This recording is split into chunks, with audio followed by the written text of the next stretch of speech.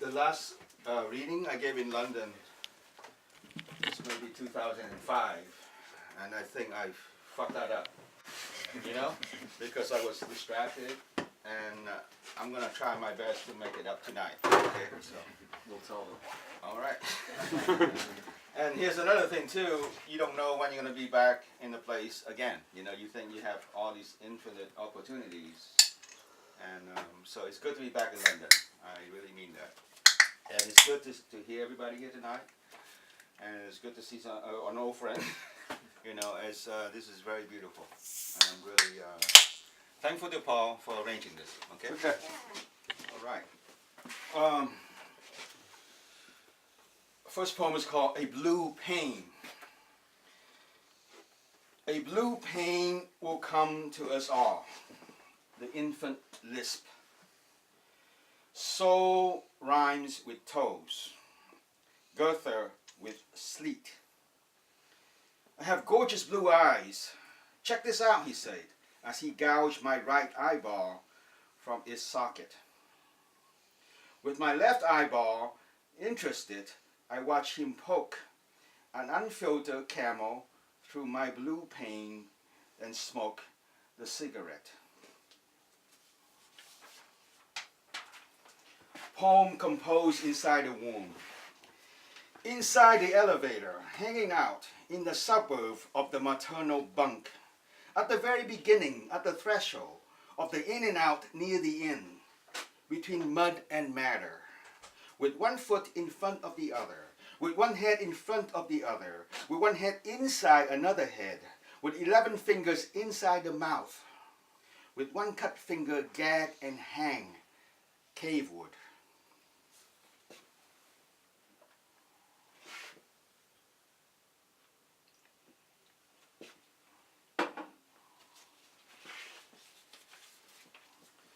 Crime correctives. Will I be struck by a neon light, a dictionary, a Bible? The intangibles of crime, like a bright feather dangling over a small head, cast a lurid pall over each citizen's life.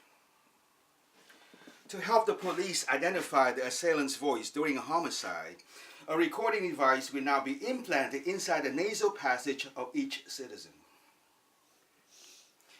A camera rigged up behind the citizen's left eyeball to photograph the assailant's face is rejected as too expensive and impractical, as it can easily be dislodged by said assailant with a spoon or a finger.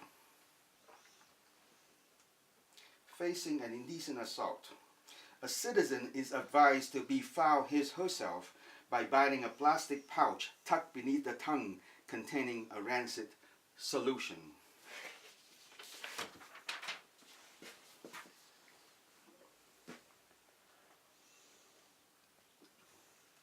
These poems are about 20 years ago. Guide to odors. Vinegar. Fresh guilt. Your mother-in-law. Mature love. Patriotism. Sewage. Scurvy. Old men, solitude, sainthood. Turpentine, young men, a sweaty upper lip, vesicles. Cinnamon, sudden shame, a half-remembered dream, a strange bed, a town of 5,000. Urine, a city of 100,000. Bar conversations. Garlic. Attentive listening. A bus ride. A ridiculous hat. A drowsy face in a rain-flecked window. Canned tuna. The soul. Menopause. Foreigners. Acrid. Pink model flesh glimpsed through clear plastic. A genius. ammonia, accolades, a high-speed crash on a deserted highway.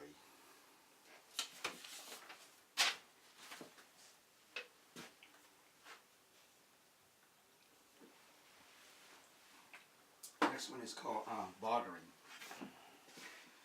My armpit for your deodorant, my hump for your deficit, my left sandal for your right boot, my right sandal for your left boot, my right lobe for your sucker punch, my frontal nudity for your wool suit,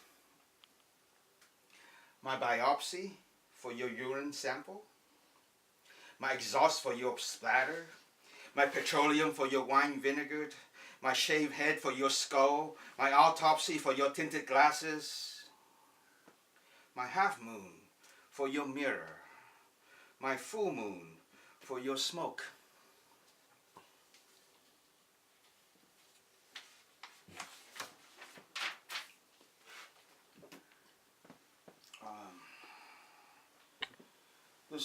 This next poem is kind of a horoscope.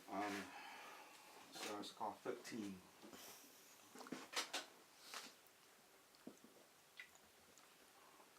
This is I think it's about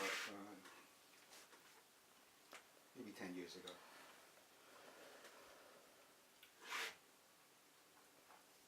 It was inspired by a taxi driver actually in Singapore, who told me my entire life, my past, my present, and my future, with such authority. I was very impressed. He got everything wrong, but so it's called 13. You are often hunched over in an armchair to confide sweet nothings to the side of a face.